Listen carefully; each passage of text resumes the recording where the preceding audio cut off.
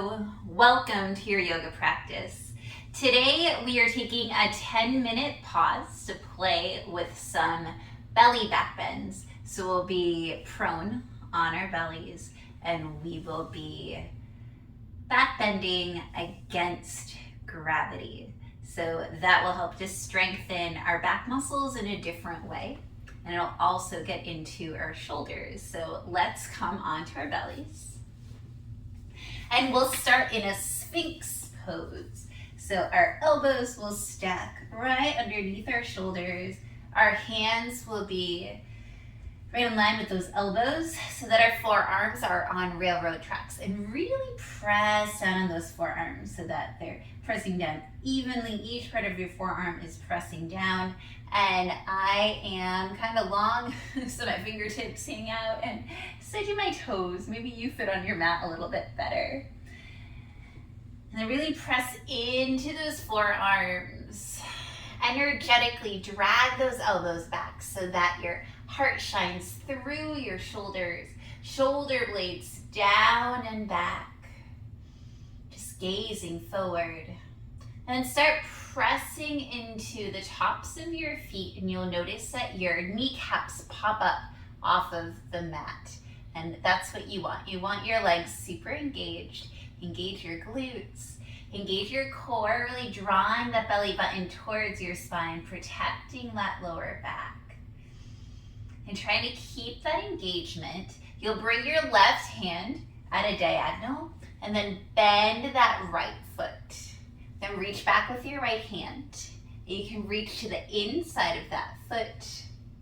Or if you want to flip your hand around and point that elbow tip towards the ceiling, you can start drawing that foot towards your glute and then draw your chest forward. So your foot definitely doesn't have to reach your glute.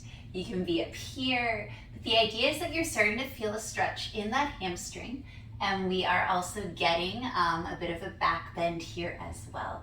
It's really breathing in here, pressing foot into hand, hand into foot, however it is that you have your grip. And still drawing the belly button towards your spine. Still breathing. Pressing those quads down onto the mat. If you feel any pulling or pinching in your knee, back off. And then, not like a slingshot, but with control, release the foot. Allow it to release. Slowly, gently, with control, down into the mat, returning into your Sphinx pose. This time, bringing the right hand diagonal, and then bending the left foot. Reaching back with the left hand to the inside of the foot. And then if you want to turn that hand so that the toes and your fingers point in the same direction, elbow points up.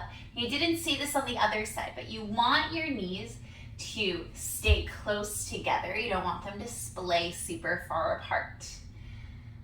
And so keep pushing that hand into the foot, foot into your hand, belly button comes onto your spine. Just getting a nice stretch in your quad. Having nice relaxed quads will help us to access our hamstrings as we get into our belly back bends. So this is just a good stretch to get us ready for what we're going to do. And then when you are ready, not like a slingshot, but just gently with control, releasing that foot, returning it to the mat. Awesome. All right. And now let all the way down in your belly. Rest one ear onto your mat. Reach your hands behind you, palms facing down. Press onto the tops of your feet. Your kneecaps will pop up off of the mat. And then leaving your hands on the mat, start lifting your shoulders up, and your gaze will be down your nose. So looking right at the top of your mat, really using those shoulder blades are drawing together, lifting up a little bit higher, and then start lifting your feet up, really getting into the back body. And then when you're ready, raise those arms up too. So we're in a locust pose. Our hands are just reaching behind us. Legs are drawing together, they don't need to touch. Really feeling your back body firing, coming alive. You're lifting up a little bit higher as you breathe in and out. Still gazing down your nose. And then when you're ready, feet come down, hands come down. Rest the opposite ear onto the mat. And then pressing your hands onto the mat, returning towards center with your face. Start lifting your shoulders and chest off of the mat. Gaze is still over your nose. Start raising your feet up, your legs up, and then reach your hands back. This time you have the option to clasp your hands behind your lower back or above your glutes, depending on the length of your arms. And then really draw those fists back towards your feet.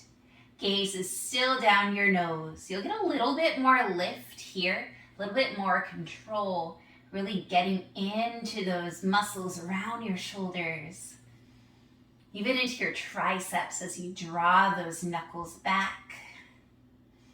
Engaging those hamstrings as you're firing those legs, engaging your glutes. One last inhale here, and then exhaling, coming down.